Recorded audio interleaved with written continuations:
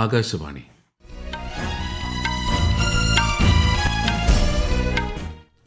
നമസ്കാരം. വാർത്തകൾ വായിക്കുന്നത് സുധിൻ സൈനുദ്ദീൻ.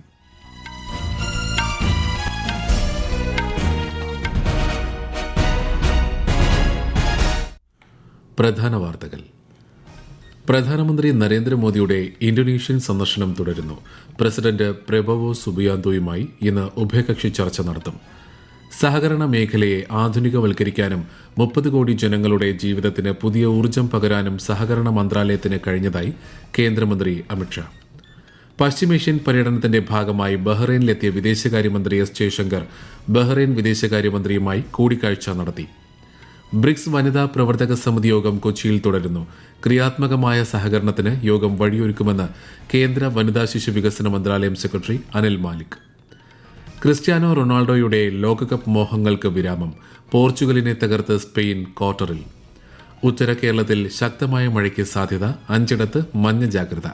കേരള, കർണാടക, ലക്ഷദ്വീപ് തീരങ്ങളിൽ മത്സ്യബന്ധനത്തിന് വിലക്ക്.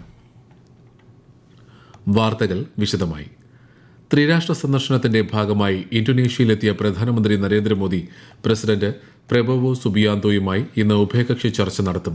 ജക്കാർത്തയിൽ നടക്കുന്ന പരിപാടിയിൽ ഇന്ത്യൻ പ്രവാസി സമൂഹത്തെ ശ്രീ മോദി അഭിസംബോധന ചെയ്യും. ജക്കാർത്ത വിമാനത്താവളത്തിൽ ഇന്തോനേഷ്യൻ പ്രസിഡന്റ് നേരിട്ടെത്തി പ്രധാനമന്ത്രിയെ സ്വീകരിച്ചു. പരമ്പരാഗത കലാരൂപങ്ങളുടെ അകമ്പടിയോടെയാണ് ഇന്തോനേഷ്യൻ സമൂഹവും ഇന്ത്യൻ പ്രവാസികളും ചേർന്ന് പ്രധാനമന്ത്രിയെ സ്വീകരിച്ചത്. പ്രശസ്തമായ പ്രംബാനൻ ക്ഷേത്ര സമുച്ചയവും പ്രധാനമന്ത്രി സന്ദർശിക്കും.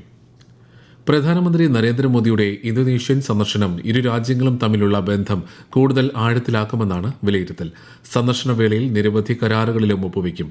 ഒരു റിപ്പോർട്ട്. പ്രധാനമന്ത്രി നരേന്ദ്രമോദിയുടെ ഇന്തോനേഷ്യൻ സന്ദർശനത്തിൽ ഇരു രാജ്യങ്ങളും തമ്മിൽ നിരവധി കരാറുകളിൽ ഒപ്പുവെക്കുമെന്ന് ഇന്തോനേഷ്യയിലെ ഇന്ത്യൻ അംബാസിഡർ സന്ദീപ് ചക്രവർത്തി പറഞ്ഞു. പ്രതിരോധം, വ്യാപാരം, ഊർജ്ജം, ഭക്ഷ്യസുരക്ഷ, വിദ്യാഭ്യാസം, ആരോഗ്യ സംരക്ഷണം തുടങ്ങിയ മേഖലകളിലെ സഹകരണം വർദ്ധിപ്പിക്കുകയാണ് കരാറുകളുടെ ലക്ഷ്യം. ഉഭയകക്ഷി സഹകരണം വർദ്ധിപ്പിക്കുക, സാമ്പത്തിക സമുദ്ര മേഖലയിലെ ബന്ധം ശക്തിപ്പെടുത്തുക എന്നിവയ്ക്കാണ് സന്ദർശനം ഊന്നൽ നൽകുന്നതെന്ന് ശ്രീ സന്ദീപ് ചക്രവർത്തി അറിയിച്ചു. സുപ്രധാനമായ 5 മേഖലകൾ പുതിയ സംരംഭങ്ങളെക്കുറിച്ച് പ്രഖ്യാപനമുണ്ടാകുമെന്നാണ് പ്രതീക്ഷ. ഇന്ത്യയും ഇന്തോനേഷ്യയും ഏറ്റവും അടുത്ത ബന്ധമാണ് പുലർത്തുന്നത്. ഇന്ത്യയുടെ നിക്കോബാർ ദ്വീപുകൾ ഇന്തോനേഷ്യയിലെ ആച്ചെ പ്രവിശ്യയിൽ നിന്ന് വെറും 160 കിലോമീറ്റർ അകലെയാണുള്ളതെന്നും ഇത് ഇൻഡോ പസഫിക് മേഖലയിലെ ഇരു രാജ്യങ്ങളുടെയും സമുദ്ര അധിഷ്ഠിത ബന്ധത്തിന്റെ പ്രാധാന്യം വ്യക്തമാക്കുന്നതാണെന്നും അദ്ദേഹം അറിയിച്ചു. News desk, Akashvani. സന്ദർശനത്തിന്റെ 2ാം പാദത്തിൽ ഈ മാസം 8 മുതൽ 10 വരെ പ്രധാനമന്ത്രി ഓസ്ട്രേലിയ സന്ദർശിക്കും. മെൽബണിൽ നടക്കുന്ന ഇന്ത്യ ഓസ്ട്രേലിയ വാർഷിക ഉച്ചകോടിയിലും ബിസിനസ് ഫോറത്തിലും അദ്ദേഹം പങ്കെടുക്കും. തുടർന്ന് ജൂലൈ 10 മുതൽ 11 വരെ ന്യൂസിലൻഡ് സന്ദർശിക്കുന്ന ശ്രീ മോദി ന്യൂസിലൻഡ് പ്രധാനമന്ത്രിയുമായി കൂടിക്കാഴ്ച നടത്തും. കഴിഞ്ഞ 5 വർഷത്തിനിടയിൽ രാജ്യത്തെ സഹകരണ മേഖലയുമായി ബന്ധപ്പെട്ട് പ്രവർത്തിക്കുന്ന ഏകദേശം 30 കോടി ജനങ്ങളുടെ ജീവിതത്തിലേക്ക് പുതിയ ഊർജ്ജം പകരാൻ സഹകരണ മന്ത്രാലയത്തിന് സാധിച്ചതായി കേന്ദ്ര സഹകരണ മന്ത്രി അമിത്ഷാ. ന്യൂഡൽഹിയിൽ നടന്ന സഹകരണ മന്ത്രാലയത്തിന്റെ 5ാം സ്ഥാപക ദിനാഘോഷങ്ങളെ അഭിസംബോധന ചെയ്യുകയായിരുന്നു അദ്ദേഹം. രാജ്യത്തെ സഹകരണ വ്യവസ്ഥയെ ആധുനികവും സുതാര്യവും സാങ്കേതിക വിദ്യാധിഷ്ഠിതവും മത്സരക്ഷമതയുള്ളതുമായി മാറ്റാൻ മന്ത്രാലയത്തിന്റെ പ്രവർത്തനങ്ങളിലൂടെ കഴിഞ്ഞെന്ന് ശ്രീ അമിത്ഷാ പറഞ്ഞു. സഹകരണ സംഘങ്ങളെ പ്രോത്സാഹിപ്പിക്കുന്നതിനായി പുതിയ ദേശീയ റാങ്കിംഗ് ചട്ടക്കൂട് ആരംഭിക്കുമെന്ന് കേന്ദ്രമന്ത്രി വ്യക്തമാക്കി. പശ്ചിമേഷ്യൻ പര്യടനത്തിന്റെ ഭാഗമായി വിദേശകാര്യമന്ത്രി എസ് ജയശങ്കർ ബഹ്റൈനിലെത്തി. ഖത്തർ സന്ദർശനം പൂർത്തിയാക്കിയ ശേഷമാണ് അദ്ദേഹം ബഹ്റൈനിലെത്തിയത്. ബഹ്റൈൻ വിദേശകാര്യമന്ത്രി doctor Abdul Latif bin Rashid Al സയാനിയുമായി കേന്ദ്രമന്ത്രി മനാമയിൽ കൂടിക്കാഴ്ച നടത്തി. പ്രവാസി സമൂഹത്തിന്റെ ക്ഷേമം ഉറപ്പാക്കുന്ന ബഹ്റൈൻ സർക്കാരിന് ശ്രീ ജയശങ്കർ നന്ദി അറിയിച്ചു. രാജ്യത്തുടനീളം വികസിപ്പിച്ചു വരുന്ന മൾട്ടി മോഡൽ ലോജിസ്റ്റിക്സ് പാർക്കുകൾ, റോപ്പ് വേകൾ, ഇന്റർ മോഡൽ സ്റ്റേഷനുകൾ, വഴിയോര സൌകര്യങ്ങൾ എന്നിവയുടെ പുരോഗതി കേന്ദ്രമന്ത്രി നിതിൻ ഗഡ്കരിയുടെ അധ്യക്ഷതയിൽ ചേർന്ന യോഗം വിലയിരുത്തി. നാഷണൽ ഹൈവേസ് ലോജിസ്റ്റിക്സ് മാനേജ്മെന്റ് ലിമിറ്റഡിന്റെ അവലോകന യോഗത്തിലാണ് പദ്ധതികളുടെ പുരോഗതി വിലയിരുത്തിയത്. ഭാവി സജ്ജവും സംയോജിതവുമായ ഒരു ഗതാഗത ആവാസ വ്യവസ്ഥ കെട്ടിപ്പടുക്കുന്നതിൽ ഈ സംരംഭങ്ങൾക്ക് വലിയ പ്രാധാന്യമുണ്ടെന്ന് യോഗത്തിൽ ശ്രീ ഗഡ്കരി വ്യക്തമാക്കി. അയോധ്യ ശ്രീ രാമജന്മഭൂമി ക്ഷേത്ര ട്രസ്റ്റിന്റെ താൽക്കാലിക ജനറൽ സെക്രട്ടറിയായി കൃഷ്ണ മോഹനെ നിയമിച്ചു. Trust general secretary Champat Rai, trust അംഗം അനിൽ മിശ്ര എന്നിവരുടെ രാജി ഇന്നലെ ചേർന്ന ട്രസ്റ്റ് യോഗം സ്വീകരിച്ചു. സംഭാവന തട്ടിപ്പ് ആരോപണത്തെ തുടർന്നാണ് ഇരുവരും രാജിവെച്ചത്. പാക് അധിനിവേശ കശ്മീരിൽ ജനകീയ പ്രതിഷേധം ശക്തം.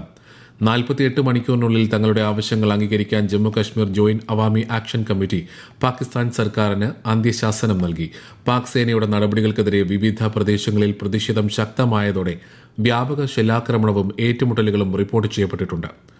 ഉപരോധം പിൻവലിക്കുക, ആശയവിനിമയ സേവനങ്ങൾ പുനഃസ്ഥാപിക്കുക, അവശ്യ സാധനങ്ങളുടെ വിതരണം ഉറപ്പാക്കുക, അറസ്റ്റിലായ നേതാക്കളെ മോചിപ്പിക്കുക എന്നിവയാണ് പ്രതിഷേധക്കാരുടെ ആവശ്യങ്ങൾ. ഈ വാർത്തകൾ ആകാശവാണിയിൽ നിന്ന്. ആകാശവാണി വാർത്തകളും വാർത്താ അധിഷ്ഠിത പരിപാടികളും All India Radio News Thiruvananthapuram YouTube ചാനലിലും at All India Radio News Thiruvananthapuram Facebook പേജിലും AIR ന്യൂസ് _തിരുവനന്തപുരം ഇൻസ്റ്റഗ്രാം അക്കൌണ്ടിലും at AIR News _TVM X ഹാൻഡിലും ലഭ്യമാണ്. രാജ്യത്ത് വരുന്ന ഉത്സവ സീസണിൽ 300-ലധികം പ്രത്യേക ട്രെയിനുകൾ സർവീസ് നടത്തുമെന്ന് കേന്ദ്ര റെയിൽവേ മന്ത്രി അശ്വിനി വൈഷ്ണവ്. ഓണക്കാലത്ത് റെയിൽവേ 100-ലധികം പ്രത്യേക ട്രെയിനുകൾ ഏർപ്പെടുത്തിയതായി അദ്ദേഹം ന്യൂഡൽഹിയിൽ അറിയിച്ചു. To my friends in Kerala, I would like to share with you that we will be running more than 100 special trains during the Onam festival.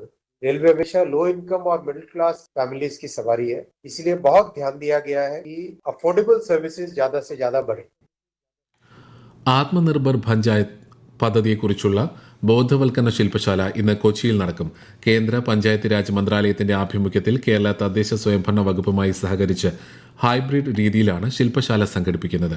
പഞ്ചായത്തുകളുടെ സാമ്പത്തിക സ്വയം പര്യാപ്തത ലക്ഷ്യമിടുന്ന പദ്ധതി ഉപയോഗശൂന്യമായ ആസ്തികളും പ്രാദേശിക സാധ്യതകളും പ്രയോജനപ്പെടുത്തുന്നതിന് മുൻഗണന നൽകും. ബ്രിക്സ് വനിതാ പ്രവർത്തക സമിതിയുടെ 2 ദിവസത്തെ യോഗത്തിന് കൊച്ചിയിൽ തുടക്കമായി. ഇന്ത്യ ഈ വർഷത്തെ ബ്രിക്സ് അധ്യക്ഷ പദവി വഹിക്കുന്നതിന്റെ ഭാഗമായാണ് യോഗം നടക്കുന്നത്. ഒരു റിപ്പോർട്ട്.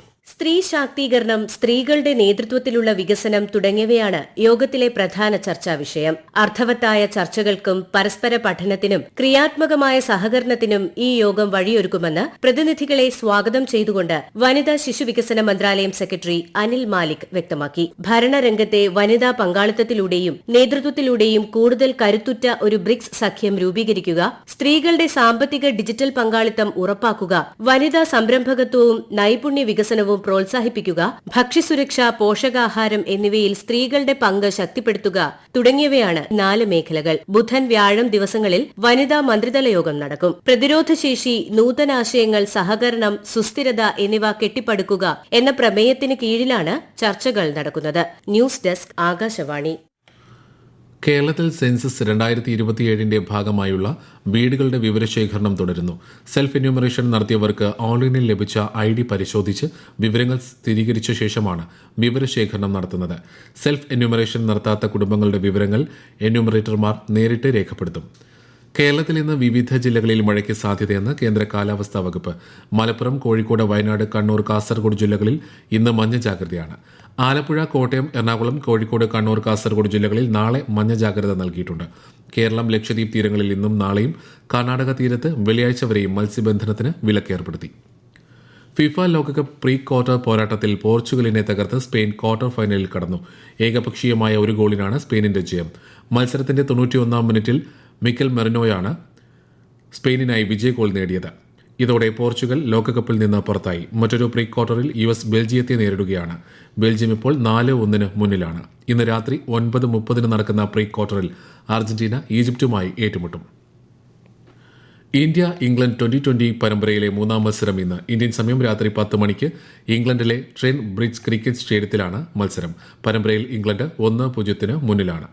വിംബിൾഡൺ ടെന്നീസ് ക്വാർട്ടർ ഫൈനലിൽ ലോക 1-ാം നമ്പർ താരവും നിലവിലെ ചാമ്പ്യനുമായ യാനിക് സിന്നർ ഇന്ന് ജർമ്മനിയുടെ ജാൻ ലെനാർഡ് സ്റ്റഫിനെ നേരിടും. മറ്റൊരു ക്വാർട്ടറിൽ സെർബിയയുടെ നൊവാക് ജോക്കോവിച്ച് കനേഡിയൻ താരം ഫെലിക്സ് ഓഗർ അലിയാസെമിനെ നേരിടും. പ്രധാന വാർത്തകൾ വീണ്ടും. പ്രധാനമന്ത്രി നരേന്ദ്രമോദിയുടെ ഇന്തോനേഷ്യൻ സന്ദർശനം തുടരുന്നു. പ്രസിഡന്റ് പ്രബോവോ സുബിയാന്തോയുമായി ഇന്ന് ഉഭയകക്ഷി ചർച്ച നടത്തും. സഹകരണ മേഖലയെ ആധുനികവൽക്കരിക്കാനും 30 കോടി ജനങ്ങളുടെ ജീവിതത്തിന് പുതിയ ഊർജ്ജം പകരാനും സഹകരണ മന്ത്രാലയത്തിന് കഴിഞ്ഞതായി കേന്ദ്രമന്ത്രി അമിത്ഷാ. പശ്ചിമേഷ്യൻ പര്യടനത്തിന്റെ ഭാഗമായി ബഹ്റൈനിലെത്തിയ വിദേശകാര്യമന്ത്രി S ജയശങ്കർ ബഹ്റൈൻ വിദേശകാര്യമന്ത്രിയുമായി കൂടിക്കാഴ്ച നടത്തി. ബ്രിക്സ് വനിതാ പ്രവർത്തക സമിതി യോഗം കൊച്ചിയിൽ തുടരുന്നു. ക്രിയാത്മകമായ സഹകരണത്തിന് യോഗം വഴിയൊരുക്കുമെന്ന് കേന്ദ്ര വനിതാ ശിശു വികസന മന്ത്രാലയം സെക്രട്ടറി അനിൽ മാലിക്. ക്രിസ്ത്യാനോ റൊണാൾഡോയുടെ ലോകകപ്പ് മോഹങ്ങൾക്ക് വിരാമം. പോർച്ചുഗലിനെ തകർത്ത് സ്പെയിൻ ക്വാർട്ടറിൽ. ഉത്തര കേരളത്തിൽ ശക്തമായ മഴയ്ക്ക് സാധ്യത. 5 മഞ്ഞ ജാഗ്രത. കേരള, കർണാടക, ലക്ഷദ്വീപ് തീരങ്ങളിൽ മത്സ്യബന്ധനത്തിന് വിലക്ക്. വാർത്തകൾ കഴിഞ്ഞു. അടുത്ത വാർത്താ പ്രക്ഷേപണം ഉച്ചയ്ക്ക് 12:30.